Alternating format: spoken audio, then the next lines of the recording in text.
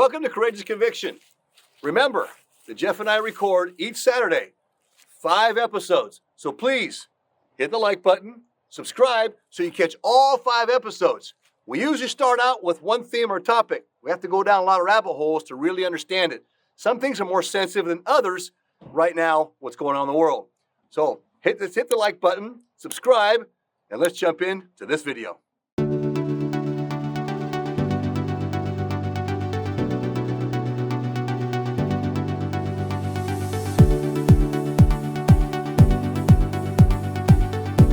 Conviction. Glad to have everybody here today. Eric and I have been really excited to read your messages there in your comments, and we're gonna hopefully we can get to some of those today. Wonderful Saturday morning, and we're just glad to be here and talk about important things that nobody wants to talk about. How you doing, Eric? Good, Jeff. Good, bud. Yourself? Yeah, great. Hey, I wanted to remind everybody as well. I've got my book out, Revving the Soul, and I want to make sure that there's a purpose behind that book. It's not it wasn't written, to get rich quick. It was certainly written to help people come back to church. Even though it's my story, anybody can relate to it. And Eric's got a similar kind of path. It's different, but same idea, where he left the church after his mission and came back to the church. And in my case, there's a lot of addiction issues that I think can really help people understand addiction and help those that are trying to get and combat addiction.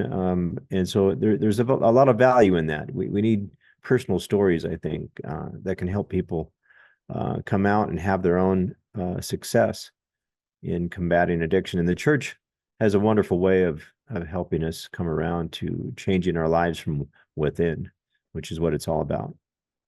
Yeah, in fact, my wife, we ordered 3 of those books. Right on. And my wife, probably sat here on the counter for 2 days, right? And she's okay, which one's mine? I said, that's yours. And then she got sick, she got COVID. But she's not vaxxed, and she's had COVID twice, and she has COVID for 2 days, and that's it. She gets a bad headache. She can't taste or smell for about 3 or 4 days, but she's only down in bed for maybe a day, 2 days, and she's up and going again. Yeah. She's been working with me anyway. So she got COVID, and the day she was down, it happened to be a Sunday, and it was Saturday and Sunday. It was a weekend. So Saturday night she starts the book. She finished it. Wow, that's amazing! All in one sitting. Yeah, I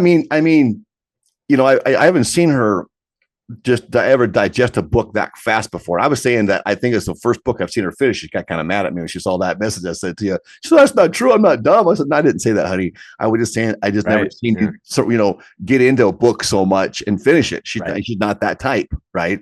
She doesn't like to read a lot." And so for her to do that, well, it must have been pretty interesting. She said, "Yeah, it was a really interesting book."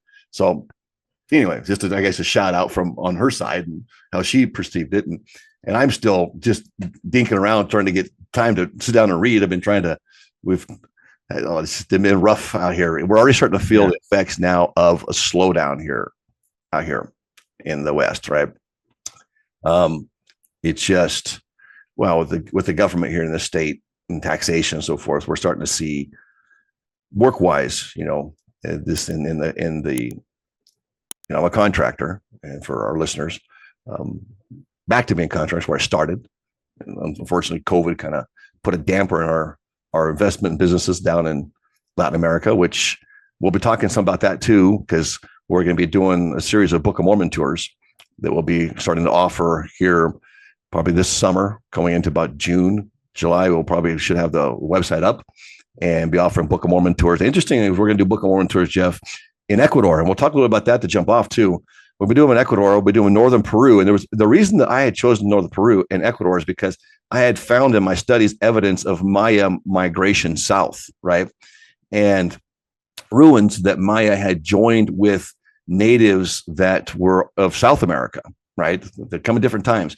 And so, I'm a big believer that the Mayan culture is most probably the culture that we would link back to the Lamanite and Nephite civilizations, right? Right. That's just where you're going to find the bulk of I don't want to say evidence, I'll say footprints of the Book of Mormon, right? Is in that culture.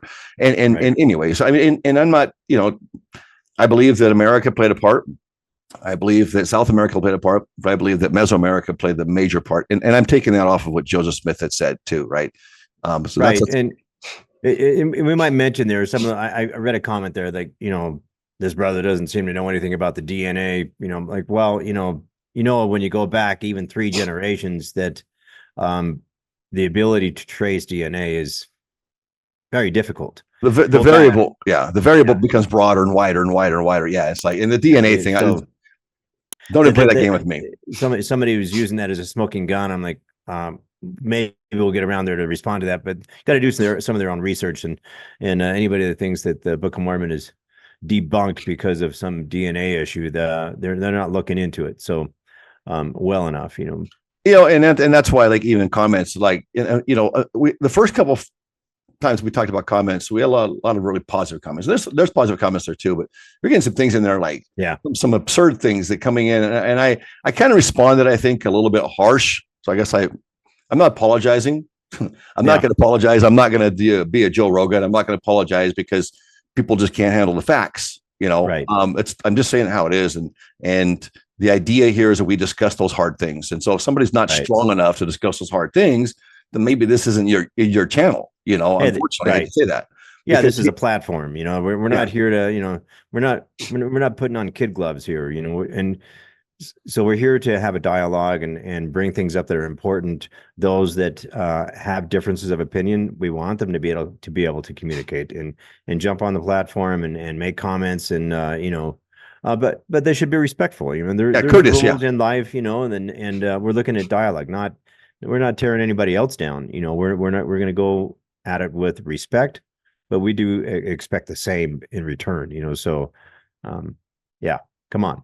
Yeah, and so, well, hey, let's just jump off something else. So I was going to say that I guess I'll finish this. So we'll be offering tours both in northern Peru, Ecuador, and I want to go into that a little bit too, because there's a new finding in Ecuador this last month, right? Yeah. Ward Radio covered it, which really kind of surprised me that they were on it so fast. Within like a week of that thing being discovered, they were down there, and I'm thinking, hey, this is my backyard, man. Hey, I like those guys, but they're not traveling down there. I think that's the excitement that no one went down there. One had just come back from the jungle. They went in. Who was it that went down there? It was somebody else. It was they brought him on. Yeah, somebody they knew. Probably went to school with him. He's maybe an archaeologist, studying archaeology. Okay. So he went down there and he came back and then he had said, we were chopping through the jungle. Blah, blah. Here's the thing I want to talk a little bit about that, Jeff. Let's go on with that. But to finish the Book of Mormon tours we're actually going to offer Book of Mormon tours in Costa Rica. And then you'll be like, what? Yeah, there is Book of Mormon evidence in footprints in Costa Rica. And one thing we got to realize, absolutely, yeah, I've always thought that ever since I was a kid. It's not overwhelming, right? But it's more of a pass through area for, if you want to, for the Nephites when they first landed in the Isthmus of Darien, right? And they built with wood, right? And they built maybe in circular kind of. They built temporarily. Some of those ruins that they found in Costa Rica kind of are reminiscent of the early Nephites. Yeah. Yeah, and it could have been, well, probably there are others there too, right? And so, but it's more of a pass-through area because there wasn't a lot of time spent. Now, how many years were spent moving from the Isthmus of Darien up towards coming upwards? According to Joseph. Right. And these are things we should probably break into sometime point. Yeah, there's another isthmus as well. When you look at the Nicaraguan, the lake up there, the Lake of Nicaragua and that little stretch of land in between there. But Joseph actually in the teachings of the prophet Joseph Smith, he actually states that they landed at the Isthmus of Darien and they migrated northward, right? And they came northward. Yeah, and then settled in what we would know as the land of first inheritance. Okay, and then you're going to have a migration away from the Lamanites, and that would be more so going upwards of the mountains to get away from the Lamanites because they want to come up the coast, right? And so coming through Costa Rica, you're going to come through this abundant, fertile land where they'd be able to plant their seeds. Right, tons of mountains. Yeah, and stay a good amount of seasons. So a fertile soil. That's gonna be that Costa Rica, Panama area as they come up through. And so there's a few things that we can, but also the idea is to get in the jungle and see what they went through. It's gonna be a different angle. We're gonna do things completely different. Anybody else offering Book of Mormon tours? Pretty much because I have the fish guiding business in the Amazon jungle, and so that would be something I have access to all the natives.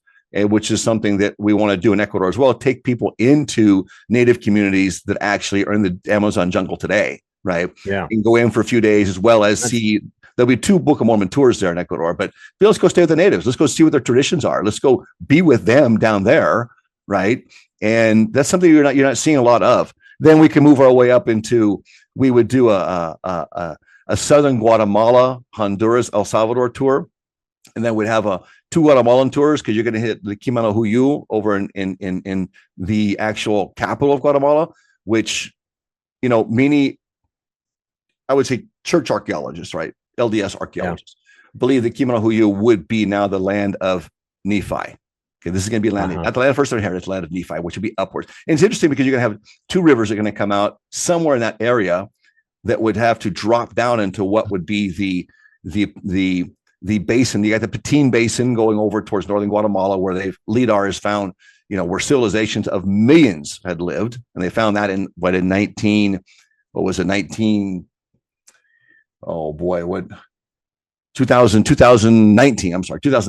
Lidar flew that over that, and I've walked that Petén Basin before. I've done a 7-day trek. Was all we did in there with donkeys and guides and mules and no water, getting sick from bad water they had there, and puking half the time, But anyway, it's interesting. And why do we do these things? Why do we do the Book of Mormon tours? Look, here's the thing. I'm not going to go into the Book of Mormon tours disputing, is the primary actions or writings of the Book of Mormon that we have today, were they done in North America, lands we know today as America, the country of America, right here? Yeah. Or were they done in Mesoamerica? Or were they done in South America? I'll go in a little bit to what my studies have shown. And the idea is that I'm not trying to say this is concrete. I'm not saying that at all, right? But what I want to say is that here's enough evidence for you. And this is a book I've been working on. COVID came along and just kind of hurt the business. And I really got things popped up. And I never got that book where I got all my notes. I want to get that one done. And I have my book I've been working on too, that I just never have time to write anymore. Since we moved back home, it's been like starting this business up, keeping those businesses down there going. Yeah. And it's been this ongoing trial. So I hope next year I get to sit down and get one of them written. Last night I actually worked on one of them. Your book coming out and having success to it was inspirational for me. So okay, I got to get my butt here and get this done. But I'm also going to do my first one, I think, on my Costa Rica experience, Jeff. Yeah. That's where I left. Is when I went to Costa Rica, I left, and the temptations that pulled me out there. Why I left, temptations pulled me out there, and then once I tried to come back, how Satan placed these obstacles in front of me, all temptations in front of me, right? And we've talked a little bit about. I want to go into that today, but I want to finish up that we would do then also a Chiapas. Kind of a Chiapas, if you would, a southern Yucatan tour. And then you're going to have one that's going to head up to Tabasco, Villahermosa, which is going to then take us to Jaredite civilizations, right? Mm-hmm. And in that area. And I think very important to see it because you can go see stelas where you're seeing the laying on of hands, where the high priest is passing on authority to another priest by the laying on of hands. There's a stela where they're standing with his hand on his head. I thank you for being with us on Courageous Conviction. Remember, there's 5 episodes each week that we put out. We have to go down a lot of rabbit holes, so stay with us, hit the thumbs up, subscribe, and don't miss tomorrow's episode on Courageous Conviction.